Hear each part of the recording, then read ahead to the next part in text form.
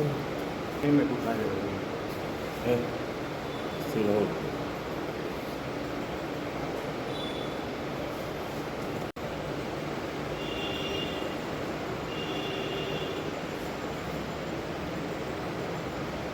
¿Y qué busca la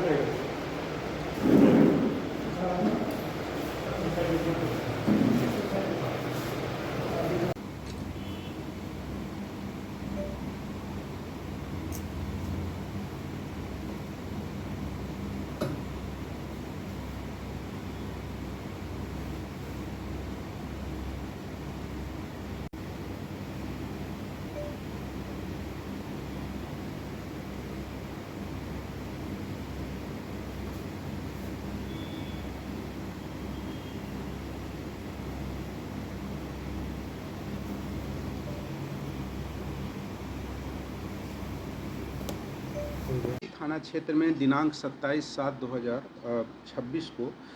Bishanpur Sumer स्थित बगीचा के पास एक घनी झाड़ी है। वहाँ पर एक अज्ञात महिला का सरे गले अवस्था में डेड बॉडी बरामद हुआ था देर शाम,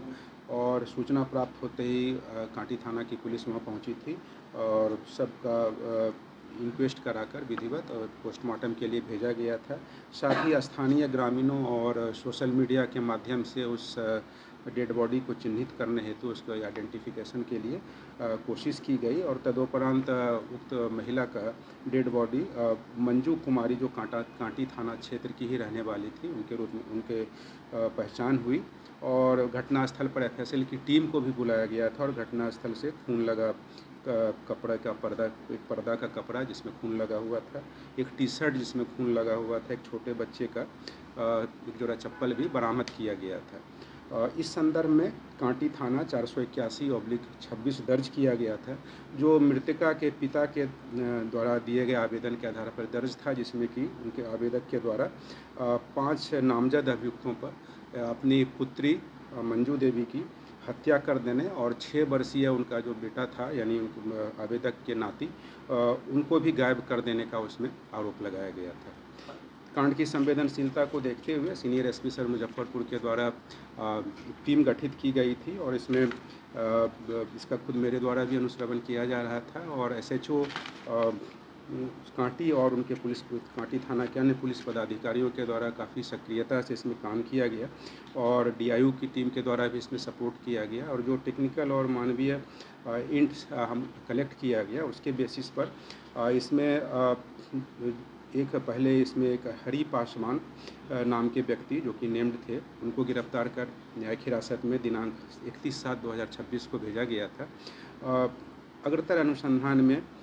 यह प्रेम प्रसंग का मामला प्रकाश में आया, और इस इंट के आधार पर मृतका का प्रेमी और इस कांड का मुख्य अभियुक्त विकास कुमार, जो कांटी थाना क्षेत्र का ही रहने वाला है, इसको गिरफ्तार किया गया है। और इसकी गिरफ्तारी के उपरांत इसके निशानदेही पे एक छोटा बच्चा, जो कि मृतका का बेटा था, नाबालिग बच्चा था 6 साल का, उसकी डेड बॉडी को बरामद किया गया है। उसी घटना से स्थल से थोड़ी दूरी पे झाड़ियों में ही बरामद हुआ है, घनी झाड़ी में, और वहाँ से प्लास्टिक की बोतल में रखा हुआ हरे रंग का एक तरल पदार्थ का बोतल मृतका का मोबाइल फ़ोन सिम के साथ इस अभियुक्त के पास से बरामद किया गया है। और इस दोहरे हत्याकांड में जिसमें कि नृशंस तरीके से पहले महिला की फिर उसके बच्चे की हत्या की गई है, ये प्रेम प्रसंग का मामला प्रकाश में आया है, और प्रेम प्रसंग से को लेकर ही जो उत्पन्न हुआ है आपसी विवाद मृतका और ये मेन अभियुक्त विकास पासवान के बीच। इसी कारण से विकास कुमार के द्वारा दिनांक 23/7/2026 को मृतका को उसी बगीचे में बुलाकर और उसके साथ उसकी हत्या कर दी गई, और पहचान छिपाने के उद्देश्य से झाड़ी में लाश को छिपा दिया गया। तो इस दोहरे हत्याकांड की इसमें उद्भेदन हुआ है, और साथ में इसमें जो संलिप्त अभियुक्त रहे हैं उनकी गिरफ्तारी कर आज उन्हें न्यायिक हिरासत में भेजा जा रहा है। और अभियुक्त के उन्होंने अपराध को स्वीकार किया है, और उनके अपराध स्वीकारोक्ति बयान के आधार पर घटनास्थल से खून लगे कपड़े, जिसमें कि अभियुक्त का टी शर्ट भी है, छोटे बच्चे का चप्पल है,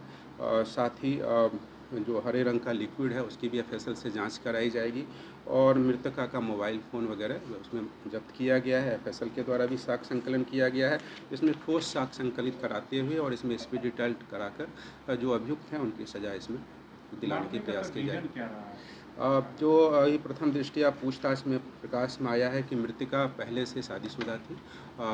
और अपने 2 पति को छोड़ करके इनके साथ भी जो अभियुक्त हैं विकास, उनके साथ भी संबंध बनाए रखी हुई थी, अवैध संबंध। और ये दोनों स्कूल टाइम से ही दोनों साथ पढ़ते थे,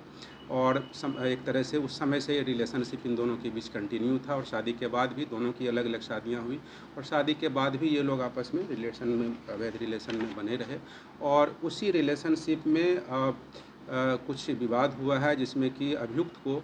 ये जानकारी मृतका के द्वारा उस रात दी गई थी कि उसने फिर किसी और के साथ भी इलिसिट रिलेशनशिप बना लिया है, और इस चीज़ को ये अभियुक्त बर्दाश्त नहीं कर पाए, और इसी आवेश में आकर के ऐसा प्रतीत हो रहा है कि ये अभियुक्त के द्वारा मृतका की हत्या कर दी गई, और उसका बच्चा भी जो वहाँ मौजूद था, तो उसे भी उसकी भी हत्या कर दी गई। जो नेम्ड एक्यूज़ हैं, क्या उन लोग का भी इन्वॉल्वमेंट है इस केस में? ये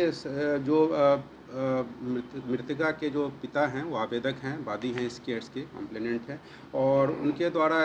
पहले ही शक जाहिर की गई थी, और अपने बेटी के पूर्व के उनके मैरिटल रिलेशंस और ये एक्स्ट्रा मैरिटल रिलेशंस वगैरह के बारे में उन्हें जानकारी थी, और इसी शक के आधार पर विकास पासवान को भी नेम्ड किया गया था, और कहीं न कहीं उसके घर वालों को भी ये जानकारी थी, और इस जानकारी को रहने के बावजूद जो है उसके पिता के द्वारा जानकारी नहीं दी गई, और अभियुक्त को भगाने में सहयोग किया गया, इसीलिए उनके पिता की भी गिरफ्तारी पहले सुनिश्चित की गई है। तो घटना में जो संलिप्त हैं उनको चिन्हित किया गया है, 5-6 लोगों को नेम्ड किया गया है, लेकिन जिनकी संलिप्तता आई है उनके विरुद्ध साक्ष्य संकलन करते हुए और उन्हें न्यायिक हिरासत में भेजा घटना गया। में इन्होंने अकेले ही इस वारदात को अंजाम दिया या इनके साथ कोई और? घटना में अभी तक जो तथ्य प्रकाश में आया है कि अकेले ही ये बुलाए थे, और वहाँ पर विवाद होने के बाद इस तक घटना को अंजाम दिया।